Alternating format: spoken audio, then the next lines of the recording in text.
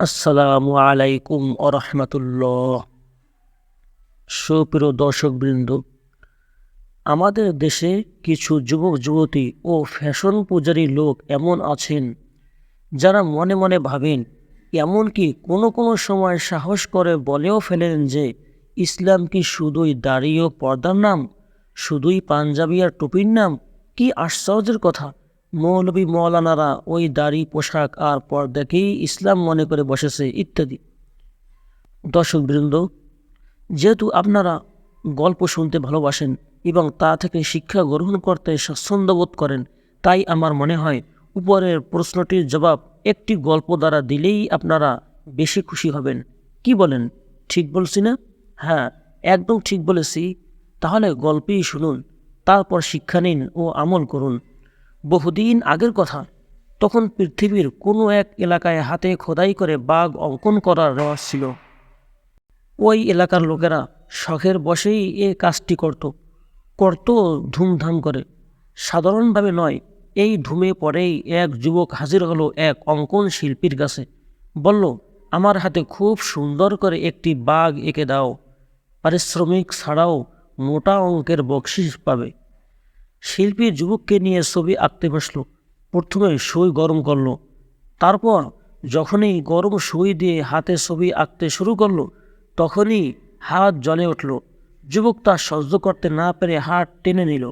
সেই সাথে বলল, আরে বাবা, কি আঁকছো? বাঘের লেজ আঁকছি। শিল্পী বলল, আচ্ছা, লেজ ছাড়া কি বাঘ হয় না? শিল্পী বলল, হ্যাঁ হয়। তাহলে লেজ ছাড়াই বাঘ আঁকো। আচ্ছা, ঠিক আছে।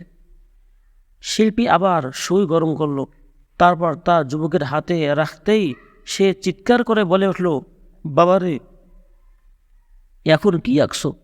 শিল্পী জবাবে বলল, এবার আঁকছি বাঘের কান। আরে জালেম, আমি তো যন্ত্রণায় মরে গেলাম। আচ্ছা বলো তো, কান ছাড়া কি বাঘ হয় না? শিল্পী বলল, হ্যাঁ হয়তো। তবে তাই করো, কান ছাড়াই বাঘ এঁকে দাও। আচ্ছা ঠিক আছে, তাই দিচ্ছি। পূর্বের ন্যায় সই গরম করে এবারও যখন শিল্পী তা যুবকের হাতে রাখল, তখন সেও বলল, আয় রে বাপ, কি আঁকছো রে? বলে চিৎকার করে উঠল।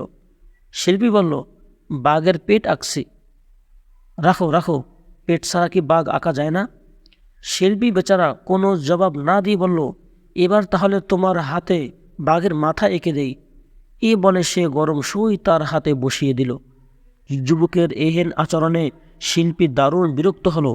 তাই সে হাতের সুইটি দূরে নিক্ষেপ করে বলল, আরে বোকা, মাথা, পেট, কান ও লেজ ছাড়া বাঘ হয় কি করে?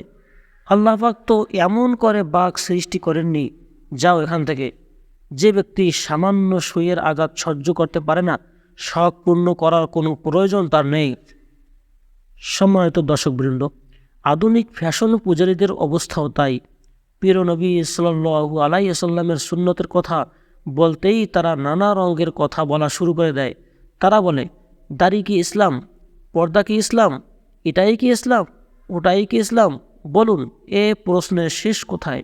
যদি এগুলো ইসলাম না হয়, যদি নানা রকম খোরা যুক্তি দিয়ে একের পর এক ইসলামের সুন্নত, আদর্শ ও মৌলিক বিষয়গুলিকে প্রত্যাখ্যান করা হয়, তাহলে সব শেষে ইসলাম বলবো কাকে? কারণ মাথা, পেট, কান ও লেজ ছাড়া যেমন বাঘ হয় না, তেমনি সুন্নাত, ওয়াজিব ও রুকন বাদ দিয়ে তো ইসলাম হবে না।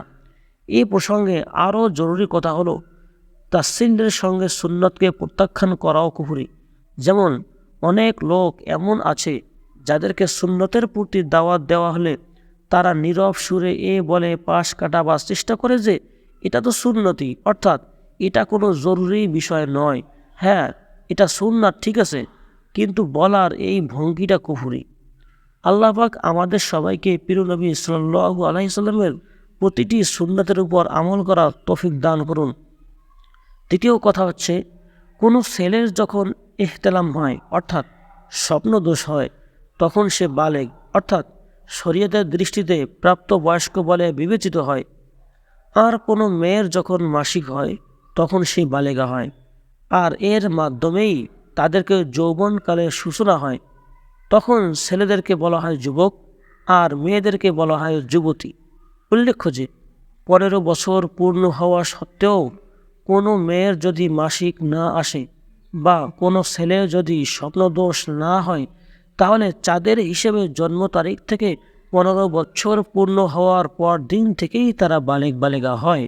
সেদিন থেকেই তাদের উপর নামাজ, রোজা, পর্দাসহ শরীয়তের যাবতীয় বিধিবিধান মেনে চলা অপরিহার্য হয়ে যায়।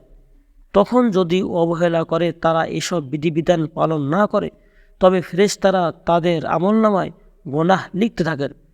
তাই কিশোর বয়স থেকেই নামাজ, রোজা ইত্যাদির অভ্যাস করা দরকার, যাতে মহান আল্লাহ পাকের নাফরমানির মধ্যে একটি দিনও না কাটে, লঙ্ঘিত না হয় শরীয়তে ছোট বড় কোনো বিধিনিষেধ।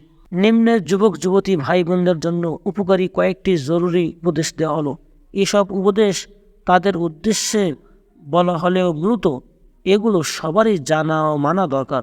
আমার বিশ্বাস, যুবক যুবতী ভাই বোন সহ সবাই যদি এই উপদেশগুলো মেনে চলি, তাহলে আমরা দুনিয়া ও আখিরাতে প্রভূত কল্যাণ লাভ করতে পারবো সুখময় জীবন, যা প্রতিটি মানুষের একান্ত কাম্য। তাই আসুন আমল করার দৃঢ় প্রত্যয় নিয়ে এসব উপদেশ আমরা মনোযোগ সহকারে পাঠ করি, সেই সাথে অন্যদের কাছে তা পৌঁছানোর ফিকির করি।